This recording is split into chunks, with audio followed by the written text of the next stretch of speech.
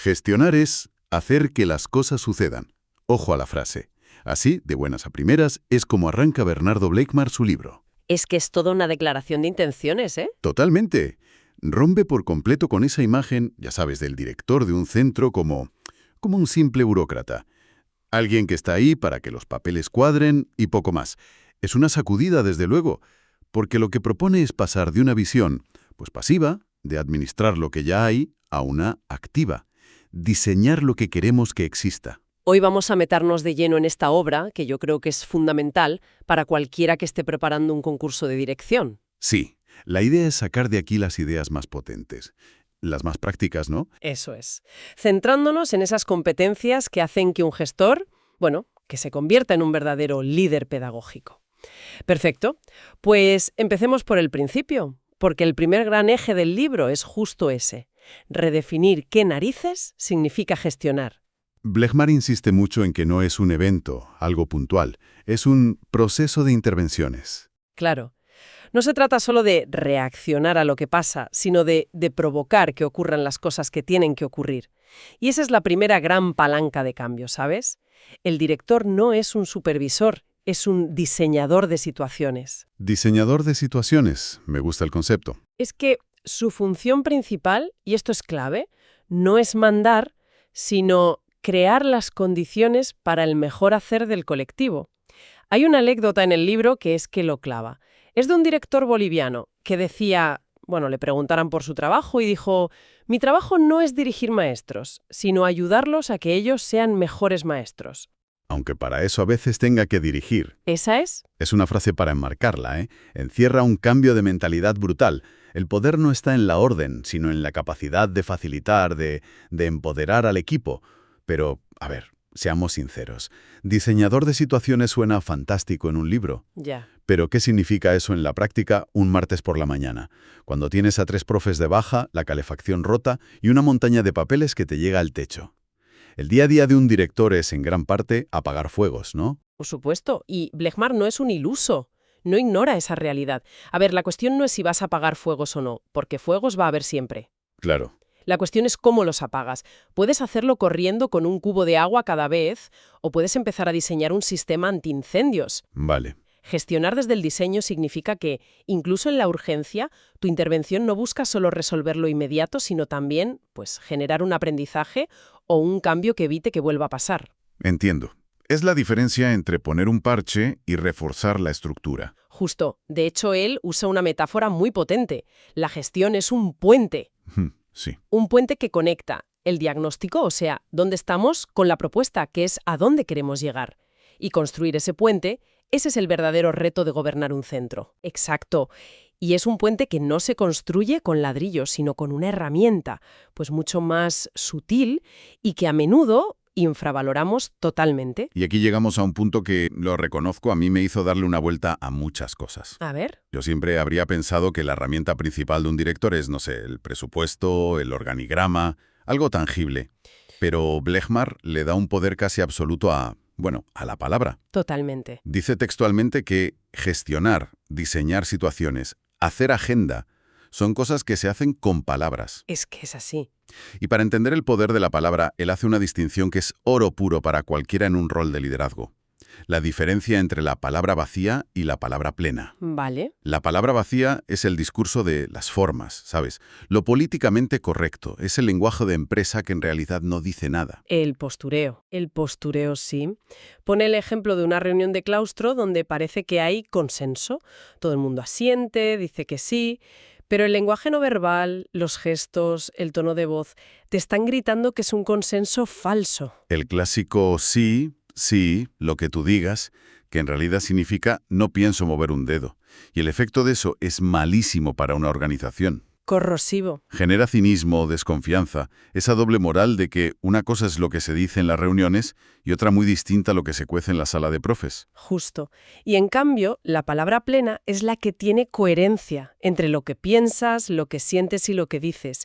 Es la palabra que lleva un compromiso detrás. Es la que, según Blechmar, acerca, toca, estimula, funda un espacio de confianza. Y lo más importante, no le tiene miedo al conflicto. Lo aborda con integridad, incluso para decir algo difícil. Entiendo la diferencia, pero... A ver, Suena a un ideal muy difícil de alcanzar. En un entorno con la presión de la administración, de los padres, un equipo agotado, ¿no es casi inevitable caer a veces en la palabra vacía solo para sobrevivir, para mantener la paz? Esa es la pregunta del millón, claro. Y la respuesta no es sé perfecto siempre. Se trata de ser consciente e intencional. Blechmar no pide santidad, pide profesionalidad. Vale. Y para eso da un marco muy concreto. 3 requisitos para que tu palabra aspire a ser plena. El primero, la intencionalidad de contribución. ¿Y eso qué es? Pues que si vas a hacer una crítica o a tener una conversación difícil, tu objetivo de verdad tiene que ser ayudar a la otra persona o a la organización. No es soltarlo para desahogarte o ser muy sincero y quedarte a gusto. O sea que antes de abrir la boca te tienes que preguntar, ¿esto que voy a decir construye o destruye? Exactamente. El segundo requisito es elegir el escenario requerido. ¿El dónde y el cuándo? Eso es. Parece obvio, pero es un error súper común. No es lo mismo dar un feedback en mitad del pasillo, delante de alumnos, que buscar un momento para sentarse en privado. Un buen comentario en el escenario equivocado se convierte en una humillación. Desde luego. ¿Y el tercero? El tercero es la competencia comunicativa, que es, básicamente, dominar el lenguaje como herramienta. No es solo hablar bien, ¿eh? No, es saber pedir de forma clara, saber prometer con responsabilidad y cumplir, claro, saber emitir juicios que estén basados en hechos, no en rumores, y saber declarar. Declarar. Sí, es muy potente. Declarar es usar la autoridad de tu cargo para crear una realidad nueva. Cuando un director dice, a partir de septiembre este centro será bilingüe, no está describiendo algo. Está generando un futuro y comprometiendo a todos con él. Y esa competencia comunicativa, ese uso intencional de la palabra, me imagino que no solo se aplica al equipo, ¿no? Un director está todo el día hablando con familias, con inspección, con el ayuntamiento. Has dado en el clavo. Esa es la transición perfecta al siguiente gran concepto de Blechmar, las dos caras de la gestión. A ver, Él dice que un director opera en dos mundos a la vez. Por un lado está el adentro. lo de casa, eso es, lo que es controlable y sobre lo que tienes autoridad formal. Las políticas internas, la organización del equipo, tu ámbito de gobierno, vamos. Y por el otro, el afuera, que es el caos. Sonríe. Dicho de forma coloquial, sí, el afuera es todo lo que no puedes controlar. Las leyes que cambian, las demandas de las familias, el contexto del barrio. Claro. Y en ese ámbito, tu herramienta ya no es la autoridad del cargo. No le puedes dar una orden al concejal de urbanismo. Tu única herramienta es la influencia. Expira. Es el clásico dilema, ¿no? Dentro de tu centro eres el capitán del barco, pero en cuanto sales por la puerta para pedir una farola nueva al ayuntamiento, te das cuenta de que eres un marinero más en un océano enorme. Esa analogía es perfecta. Y por eso la capacidad de influir es tan crítica. Pero aquí es donde muchos directores se frustran, claro. Hombre, Suena bien en la teoría, pero muchos te dirán que la influencia hacia arriba, por ejemplo, hacia la administración, es una utopía, que la burocracia es un muro. esa es la pregunta que estaba esperando. Porque si no, el concepto de influencia se queda en un deseo bonito y ya está. Blechmar lo aborda con una idea muy estratégica. La influencia en 360 grados. No se trata de una única acción heroica, sino de un trabajo constante y en todas las direcciones. En 360 grados. Sí, necesitas influir hacia arriba, a tus supervisores, a la administración. Y eso no se hace solo con informes. Es construir relaciones, presentar datos, buscar aliados. Vale. También necesitas influir hacia abajo, hacia tu propio equipo. Y aquí la influencia es lo que legitima tu autoridad. No basta con ser el jefe en el papel. Tienes que ganarte que la gente te siga de verdad. Y hacia los lados. Y, crucial, hacia los lados. A otros directores de la zona, a las asociaciones del barrio, a empresas locales. Crear una red de aliados te da una fuerza que nunca tendrías en solitario frente a ese muro. Es una visión mucho más política del rol, en el buen sentido de la palabra, ¿eh? Sin duda. Y claro, cuando intentas influir en tanta gente distinta, con intereses que a veces chocan, pues es inevitable que surja el siguiente tema que a todos nos da pavor: el conflicto. La mayoría lo vemos como un fracaso. Y ese es el error de base que Blechmar se esfuerza en desmontar. Él presenta el conflicto no como un accidente, sino como algo estructural y profundamente humano. O sea que es normal que haya conflictos. Es que llega a decir que el conflicto significa que hay una relación importante. Si no nos importara nada el otro o el proyecto, no habría conflicto, habría indiferencia. Y eso es mucho peor. Esa idea es potente, pero en la práctica la gente lo vive como una batalla. Usamos un lenguaje bélico, atacó mis puntos débiles, gané la discusión, destruí su argumento. Sí, sí. ¿Blichmar da alguna herramienta para cambiar esa mentalidad? Para desarmar esa idea de que en una discusión tiene que haber un ganador y un perdedor. Sí, y es probablemente una de las competencias directivas más valiosas que describe.